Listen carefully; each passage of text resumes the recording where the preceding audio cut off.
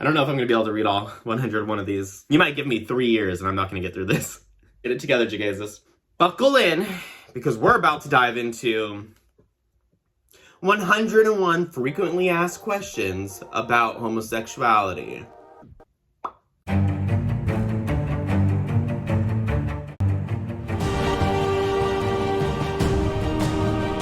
Hi, it's me, JeGaysus, and I wanted to do a new YouTube, kind of fun series, but also really not at all fun, based on this book I found.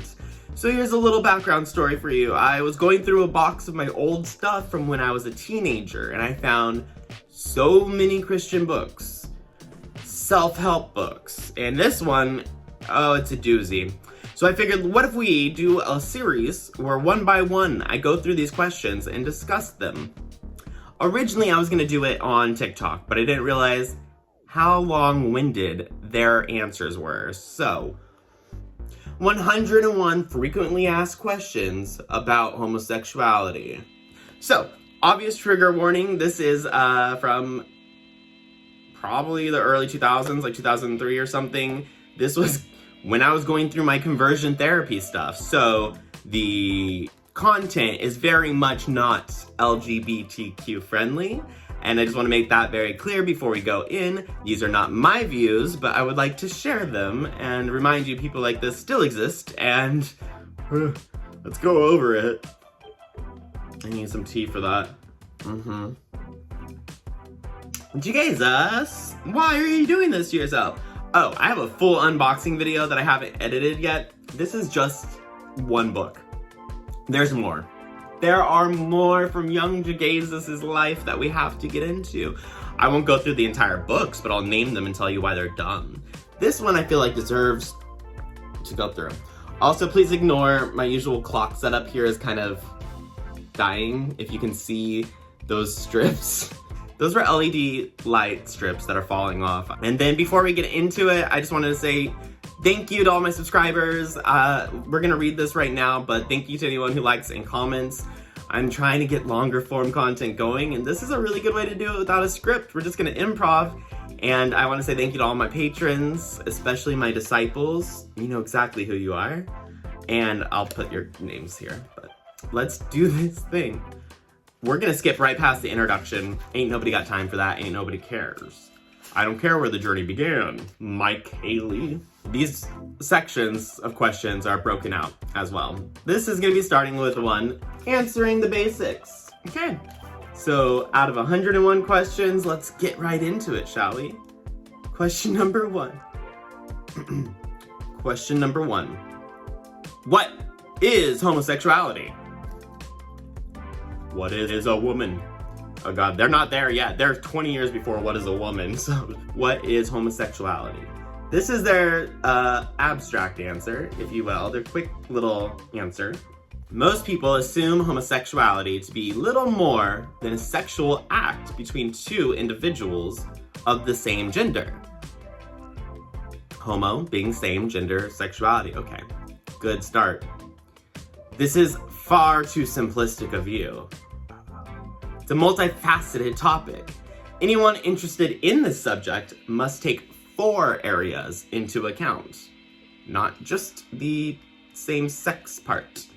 The 4 areas are physiological psychic response, identity, behavior, and lifestyle options. Right into it with question number 1, lifestyle options. Okay. If anyone's taking notes out there, please stop, burn them, destroy them. This book should be on that burn pile that they're actually going after, the evangelicals. So let's go through each reason why they say that they're for specific topics. Okay. Learned responses. God created us as a complex creature. We have needs that must be met in order for us to grow and mature. When these needs are not met, we establish immature coping mechanisms that often work against God's original intent for us. Saying gay people are immature? Is that what's happening? What? Frank Worthen, the founder of Exodus International. Oh my God. One page in and it's already there. Exodus International. For those of you who don't know, Exodus International is a national deconversion therapy program where they want to pray away the gay. And if you've seen my coming out story here on YouTube, you know that I was in that program, or at least went to some of the conferences. And if you've seen the movie Pray Away, it's on Netflix.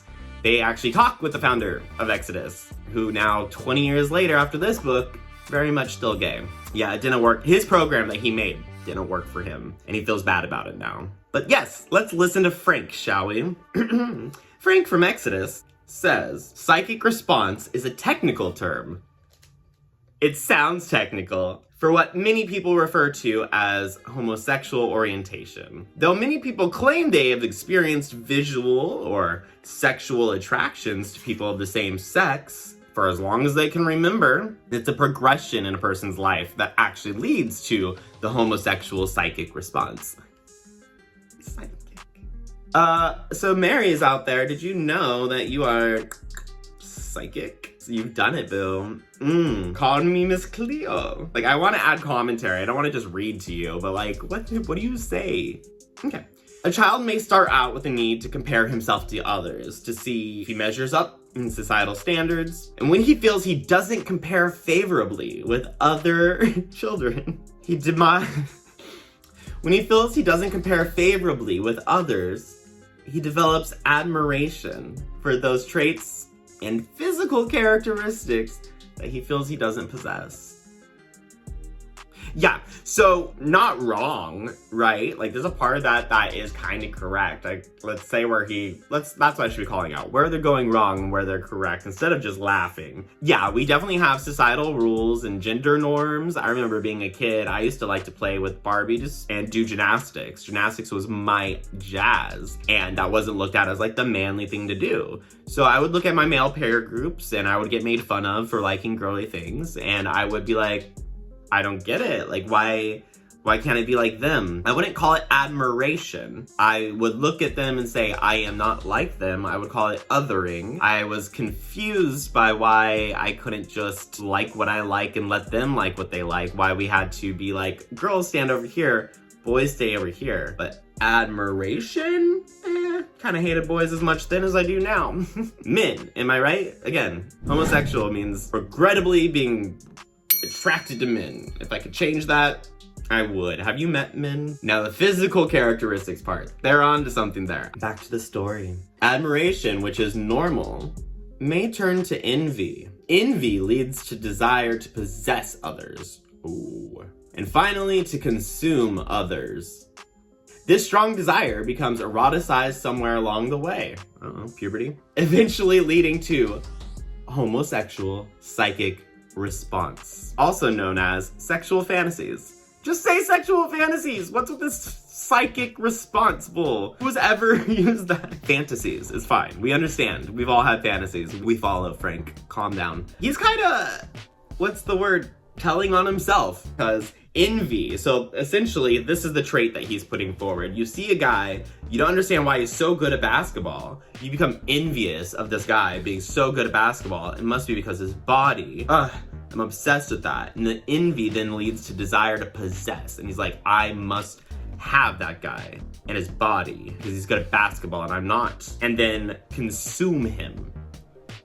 Physically, this is worse than Freud, I think. And also, yeah, you're just telling on yourself. That means this guy is like literally attracted to power and he craves power. It does explain maybe why some people have internalized homophobia to the point where they only seek after straight men. But Frank, my man, it sounds like if you want to possess others, like dominate them, that's a thing. You can be dominant in a very respectful, consensual way. It's okay. The way that you're putting it makes it sound like it's a feral, grapey thing that you can't control, and you need to be in a different kind of therapy. You don't need ex-gay therapy. You need therapy if you're wanting to control others because of jealousy. Whew. Off to a good start. That was just piece number 1. It's literally only 2 pages, and I'm just gonna talk for minutes. I'm sorry. So for those of you following along at home, that was under the learned responses category. Now to number 2 out of the 4.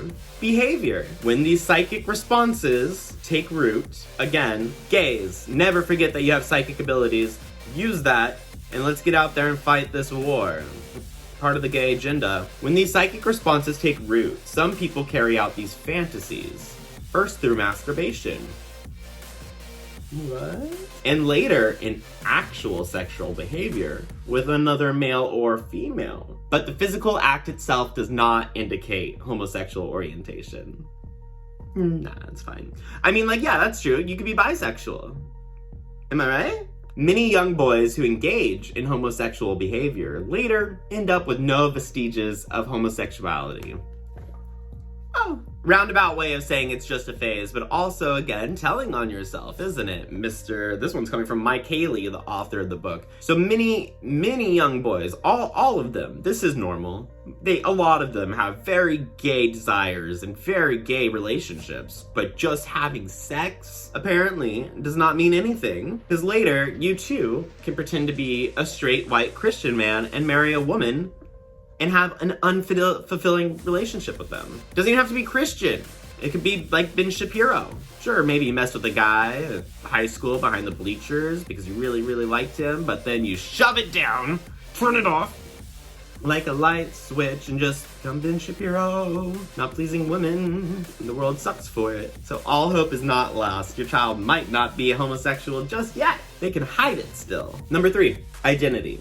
More of the same talking points. Again, this book was published in 2004. I freaking called that. Wow. 20 years later, they still have the same talking points. I don't know if I'm gonna be able to read all 101 of these. You might give me 3 years and I'm not gonna get through this. Get it together, JeGaysus. Number 3, identity. The problem in today's social climate is that more and more individuals are taking on a gay identity simply because they need to find their place. Yes. So more people are becoming gay because they just have nowhere else to go. You know, one of the easiest decisions I've ever made in my entire life was to become gay. See, I was in a school of 2,000 other kids. I was the only out gay teenager in high school. And I thought, you know what would make me really fit in? If I came out as gay. Everyone will then love me. And it worked, obviously. No, it didn't work. It did make me very popular. Yeah, but popular doesn't always mean that people like you. It just made everyone know exactly who I was, where I lived, what time I would walk home from the school, and if they wanted to harass me, where I worked when I got older. Yeah, choosing to fit in, huh?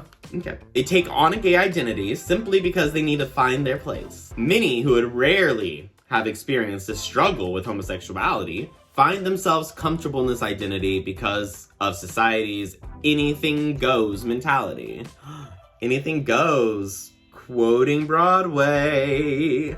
Homosexual. Other people embrace a gay identity after years of psychic response. Why, again, Jesus Christ. Their behaviors create an identity in which they take comfort or even pride. So after years of psychic response, which we've clarified above is just having sexual thoughts.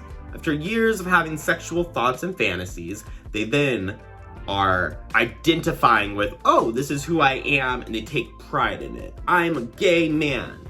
Pride.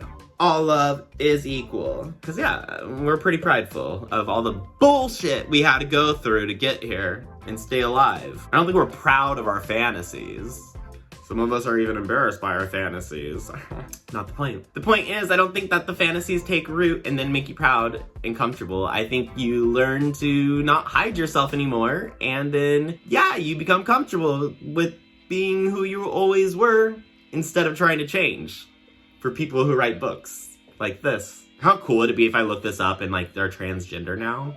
Almost done. Almost done with question number 1 out of 101 about what homosexuality is. Lifestyle. Homosexuality includes varying lifestyles. True, because there's different kind of people who do different kind of hobbies and lifestyles. Some gays only engage in anonymous and relatively rare sexual encounters and tend to live in constant fear of being outed. Yeah, that's accurate. Like some people do stay in the closet on the DL and have rare encounters. And they're terrified of being outed because people like you will tell them that there's something wrong with them. Others come out, they put that in quotes, come out and become active, politically motivated members of the gay community and associate only with those favorable to like causes. Yeah, that's also true. This is true. We do come out and we become politically activated, not because we're sleeper cells and the gay agenda wakes us up to go in all Manchurian candidate style to destroy governments and upend the library system. God, what else is going on now? Putting stuff in the water to turn the frogs gay. We become politically activated to protect our rights to live, our rights to transition, our rights to love, our rights to go visiting a dying member of our family on their deathbed in the hospital. And the fact that we only associate with people who have favorable like causes is bull. I have to talk to homophobic people, especially on this account, every day of my life. Some of my best friends are homophobes. Joking. No. See, because we protect ourselves, and yes, I will at least require, to be my friend, that you have minimum decency for me. I might even get around the fact that you think being gay is a sin, if you have every other level of respect for me. Maybe. I won't get close to you. I'll still put a shield up because I know my shit. I'm looking out for you. But I can at least understand that you're brainwashed, that you have fallen for a system that is turning people against each other instead of opening your heart to the love that can exist and just being. You have to fight temptations almost. You have to fight the temptation to love other people because you see them as broken or sick when you should just really enjoy being alive. And I take pity on that. So I still will surround myself with unfavorables. Book, you don't know me. Let's wrap this number one question up here. So my tea is almost out.